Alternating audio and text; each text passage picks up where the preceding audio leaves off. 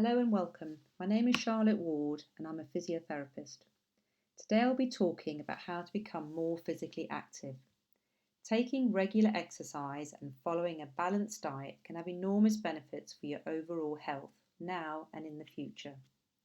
As physiotherapists, we understand that being active isn't easy for everyone.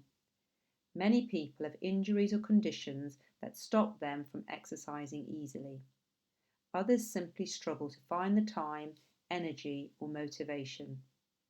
Whatever your circumstances, I hope you will find this information useful to get you started and improve your health in a way that's right for you.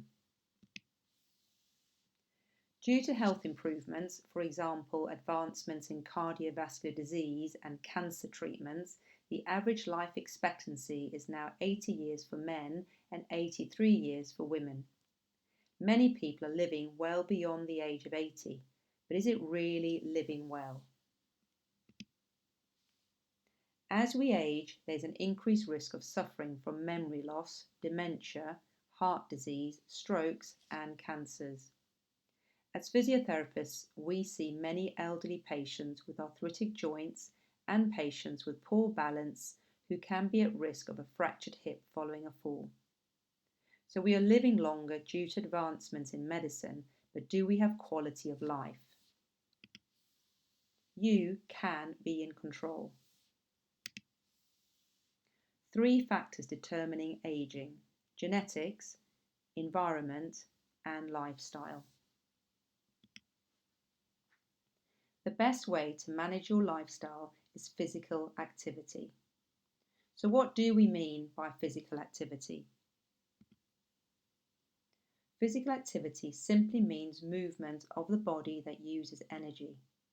This can be divided into 3 groups: everyday activities, for example, housework or gardening; active recreation, for example, walking, cycling or dancing; and sports, e.g., running, swimming or playing football. For health benefits, physical activity should be of moderate or vigorous intensity. Physical inactivity is the 4th leading risk for death. A sedentary life is as great a risk factor as smoking and obesity for heart disease. This means that if you spend a large part of your day sitting, you will not be using much energy and will be at increased risk of becoming overweight or obese.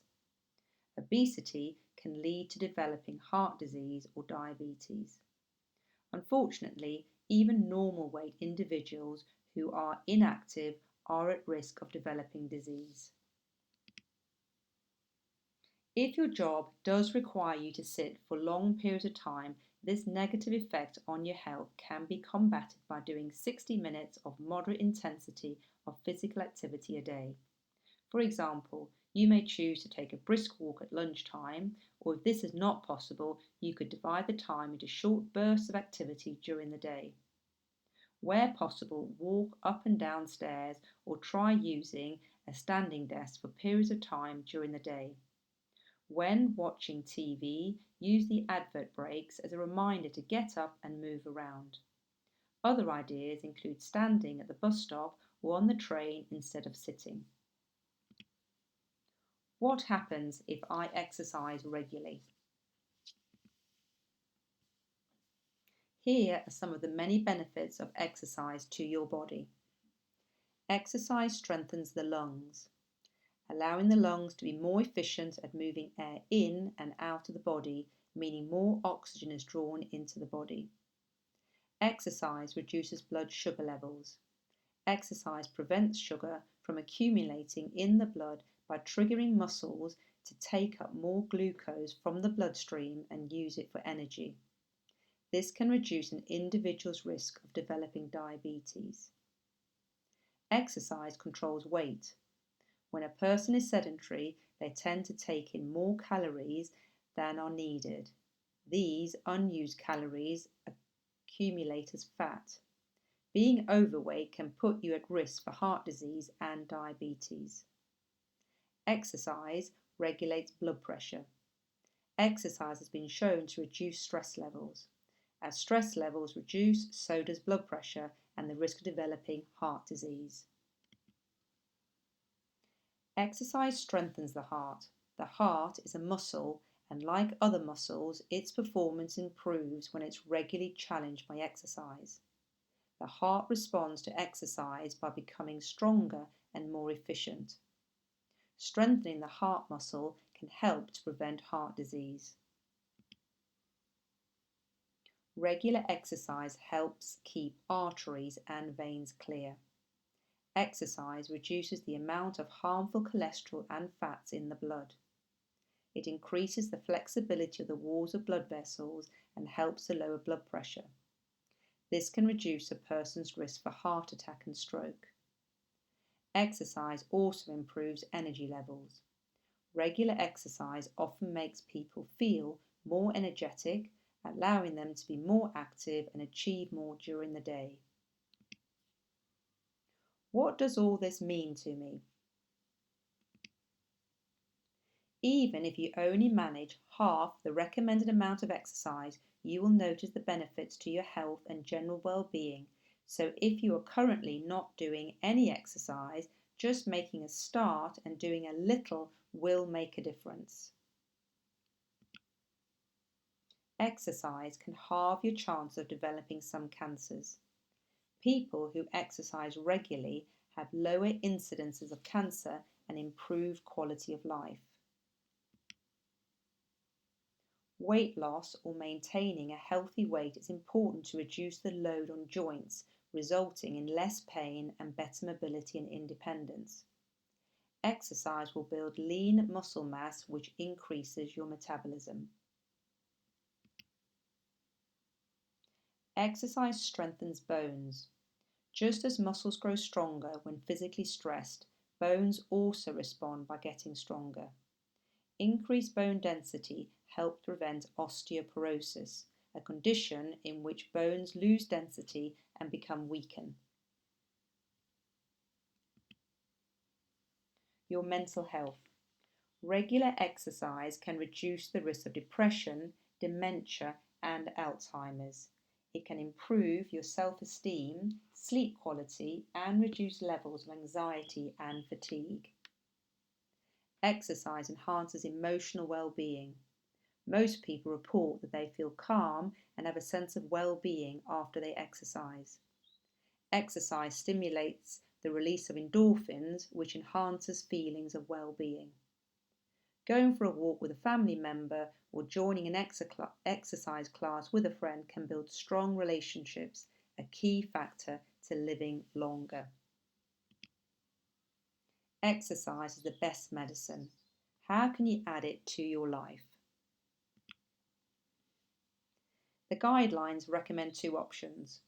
Option 1, 150 minutes in total of moderate aerobic activity weekly. This is basically 30 minutes of exercise 5 times a week. If you don't have time for a 30-minute session of exercise, break it into small chunks. Aim to be active in 3 to 4 10-minute bouts throughout the day if this suits you better. Try also to include 2 strength or resistance training sessions each week.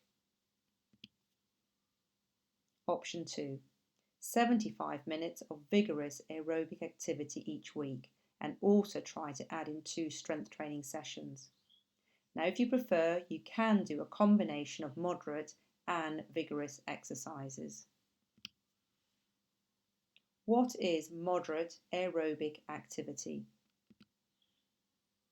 Aerobic exercise should elevate your heart rate, and you will notice your breathing becoming harder and faster. You should still be able to chat to a friend. Examples of moderate aerobic exercise is a brisk walk, mowing the lawn, or playing doubles tennis. What is vigorous aerobic activity? Vigorous activity makes you breathe hard and fast. You won't be able to say more than a few words without pausing for breath. Examples are running, riding a bike fast or on hills, or playing team sports like rugby or hockey. 75 minutes of vigorous activity equals 150 minutes of moderate activity. What is strength training? Examples of strength training: lifting weights, working with resistance bands, doing exercises that use your own body weight, such as push-ups and sit-ups, heavy gardening, such as digging and shoveling, yoga, Pilates, heavy-duty housework, or DIY.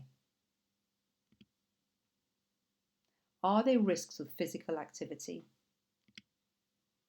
Continuing with an inactive or sedentary lifestyle presents a greater health risk than exercising. If you increase your activity levels gradually, you will soon start to enjoy the benefits of being more physically active.